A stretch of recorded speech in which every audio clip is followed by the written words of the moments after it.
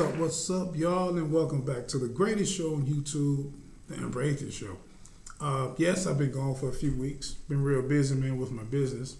I've been very busy. Been a few weeks. But the thing about it, within these few weeks, man, I've come up with so many topics. Some I've written down, some I haven't. But I probably have a lot of topics for at least to make another 35 to 50 videos. Just things been popping up. And of course, Trolls been on their job, and I thank you, Trolls, for still keeping it going and still letting me know that you know within your heart of heart that your deity does not exist. I've been really busy. And I've still been coming up with topics, but I just haven't released any videos. But today, this particular video is why science basically does not believe in a God, or why science doesn't prove a God. Basically, science doesn't care about a God because basically God can't be used to predict any events. Theists have been trying for years and for years and for years, since the 14th and 15th centuries, to actually try to come up with a model, a type of model of the universe, why God would even be involved with. There's never been any measurable or testable events that would have to include a deity or a God. But Christians have been trying real hard. I don't know if a lot of you are familiar with Victor Stenger. He's passed away a few years ago. But he wrote a book called The Failed Hypothesis. One of my favorite books. It's not talked about a lot. But Victor Stenger, he actually used to debate. He debated theists a lot. But of course, he wasn't as popular as a lot of the other atheistic debaters or non-theist debaters like Hitch or people like that, or Sam Harris. But he was he was a physicist, and he had a very sharp mind and a direct point to why the God hypothesis was terrible and why it was a failure. So I'm going to quote from his book in a little while. I'm not going to make this video that long, but there's probably going to be another part to this particular video too. Oh, and also I'm going to also get back to my, because I had so many requests for videos, but I'm also going to get back to my series on African mythology. I think that was very interesting. I only did one or two. I think I did one on the Congo, but I'm definitely going to get back to my African mythology because there's so many different parallels to all of these African myths of their deities and basically the Abrahamic faiths, Islam, Christianity, Judaism. So I'm going to get back to that. But I just wanted to do this particular video on basically why God doesn't exist in science. Now, I want to say this. In science, which is the most beautiful thing, there are no absolutes.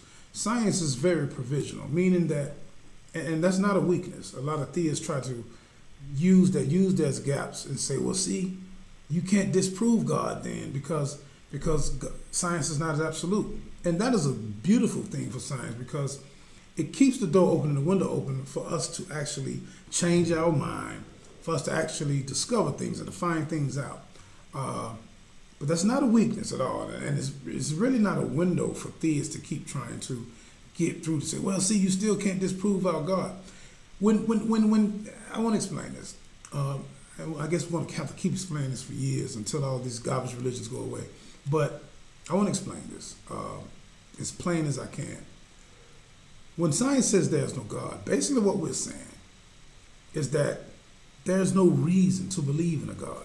We have no models. No theist yet has brought any, like I said before, no theist yet has brought any particular scientific model of the universe on why a God should be required. Any deity, not just a Christian or Islamic God, any deity. Why it should be required. We have no measurable or testable events that require God, or that would even give us any type of inkling that some type of super mind was involved. Also, God can't be used to predict any events. Well, we have scientific methods and scientific models that can predict events. I mean, from eclipse, from all type of things, weather. We can predict all type of things. We can predict things outside of our atmosphere. But God, there's nothing within the God hypothesis that can predict any type of events at all. So basically, when science says there is no God, we're basically saying God is useless. It's useless. It's almost like saying psychic powers, which we know are fake, is useless. Things of that nature. Certain things, fairy tale type things, just don't exist within the realm of science. Things like ether, it just doesn't exist. These are not real things. So when we talk about life on moon, life on the moon, we know things like this just isn't real. It just hasn't been, at least it hasn't been detected. Now, open-mindedly, science says, well, hey, maybe in another 50 or 100 years, maybe we will detect something that can show that there was some, I don't know, some type of deity that created the universe. But right now, we don't have it. But this is why I say science is provisional, it's not absolute. And but religion is absolute, because theists, and this is to me, this is one of the worst diseases to the human mind and the human brain, for someone to think they actually have all of the answers because they found it or was indoctrinated with this book that they don't even know who wrote these books, whether it's the Bible, the Quran, or whatever. I think that's pathetic. I think it's really sad when the science says that, hey, we're not absolute on our answers. We can figure things out. We can change our mind just like that. Theories can change. The facts on the theory might not change, but theories can change all the time. Our opinions on things will change in science, just like that. We're not going to be biased towards something. No, that's it. That's it. This is what religious people do. And this is why they lose debates. This is why we don't take them serious, because they believe in snakes in a garden talking to people. They believe in talking donkeys. And they believe that a man was in a well for 3 days, 3 nights. Which reminds me, I'm also going to get back on my bullshit Bible stories. Just hold on. I'm back. So the things that theists believe that are basically absolute in their mind, when you think about it, man, these are toddler baby beliefs. It's pathetic. These are ancient myths that they say are absolute. Whereas science, on the other hand, is saying, no, we don't have absolute things. So it's provisional. Scientific research is provisional. Scientific thinking is provisional. We leave doors open so we can discover things. This is what we do. This is how we make the world better. This is how we make our knowledge broader, because we leave things open for answers, for real answers, for better answers. But religion, not so much, not at all. This is why they lose debates. This is why they lose all the time. And this is another thing, which is sad. It pisses me off, really, how these theists, who have an absolute way of thinking when it comes to their personal religion, tries their best to use science to try to prove their own personal God, which of course they always fail. They never have. Theists still to the day, 2019, are still trying to use science to some kind of way, in some kind of particular order, to try to prove their own personal God, whether it's Muslims, whether it's Christians, or all the different types of sects, young earth creationists.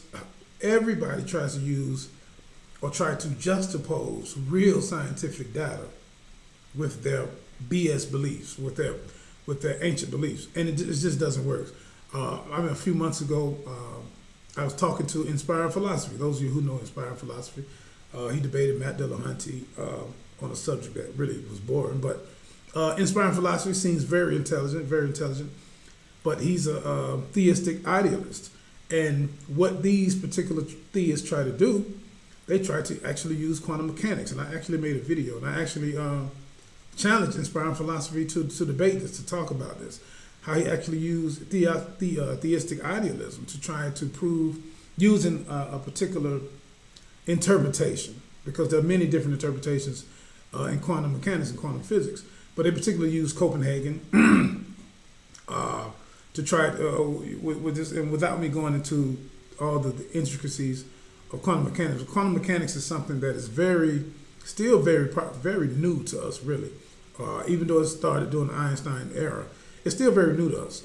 Even Richard Feynman said that if you think you understand quantum mechanics, you really don't understand quantum mechanics. But this is what these theists try to do. They try to use different views of real science, like Inspired Philosophy tried to do with theistic idealism, which was basically created by this bishop, Irish bishop by the name of George Barclay. So I get off of that some other time, but I've made videos about it already. But like I said, they try to use quantum mechanics, this collapse of the wave function, blah, blah, blah, blah, blah, et cetera, to basically try to say, well, materialism is not real. So since materialism is basically not real, which is not an absolute in quantum mechanics, not at all, because there are so many other different interpretations of quantum mechanics that actually goes against collapse of the wave function. But anyway, just going on what people like inspiring philosophy try to use this Copenhagen interpretation about this collapse of the wave function, and those who are familiar with it, all these waves going through what we call this double slit, because this double slit experiment and this observer, in other words, this observer or this unconsciousness is basically some type of deity. Just to cut to the chase. Like I said, I've already talked about it in a previous video. But anyway, this particular unconsciousness that they try to think is in this particular interpretation of quantum mechanics is some kind of way their personal deity, Jehovah, which when I actually addressed inspiring philosophy direct questions, he ran away from it. He said, no, I can't prove that. I said, well, why are you talking about it then? I mean, you're a Christian, so obviously you believe that this particular consciousness that created all materialism must be your personal God. And he was like, oh, yeah, okay then. Well, what's the point? Why are you juxtaposing your metaphysical views with real science? And he basically stopped conversing with me on that because he knew he had ran into a brick wall. And our debate never happened. But that was just an example I wanted to use because these are the type of Christians that are trying to use their pseudo-beliefs in these mythical gods and trying to actually, like I say, mix it in with real science. And it's pathetic. So I'm going to go to the, I want to go to the book of Victor Stinger. I just had it up, I thought. I just wanted to show this. And it's very interesting. And it's basically Victor Stinger saying, which I totally agree, basically scientific proof against this particular God, any God. And it goes to say he actually came with this deductive argument, which was great, scientific, and he used the scientific method. And any Christian out here, which I know there are no Christians that can actually challenge these scientific methods or challenge these particular arguments. They've tried, but they haven't even come close. But this is what Victor Stinger says in the failed hypothesis, how science shows that God does not exist. Okay, first thing he says, first thing that must be done, we must hypothesize a God who plays an important role in the universe. So that's number one. Number one is to hypothesize a God that plays an important role in the universe. Now I want to stop right here before I keep going. When we look at the Bible, and I just use the Bible because there are more Christians in the world than anybody, Muslims second. Well, okay, use both. When you look at the Bible and the Quran, we see that there was a God who was actually very personable with the so-called first humans he made, namely Adam and Eve. So this particular God, in both the Bible and the Quran, says how he made the moon on certain days. He made the sun. He made animals. He made Adam, and then he took a rib from Adam. And so this particular God of the Bible, when we hypothesize this God was hands-on with everything. Hands-on with everything. Not only humans and animals, but the whole universe, the stars. So he spread the stars and made this firmament, which we know is false because there's no such firmament above our atmosphere. But just going along with the mythical storyline. Hold on, let me get this again. So the first thing is to hypothesize a God who plays an important role in the universe. So we can agree, according to the Bible, that this particular God, this Yahweh, and this Allah of the Quran, had a very significant role in the universe, obviously, according to these particular books. Number two is to assume that God has specific attributes that should provide objective evidence for its existence. Well, when we talk about attributes, without going into the Hebrew and Arabic, both the Bible and Quran give all type of attributes to this particular God being everything.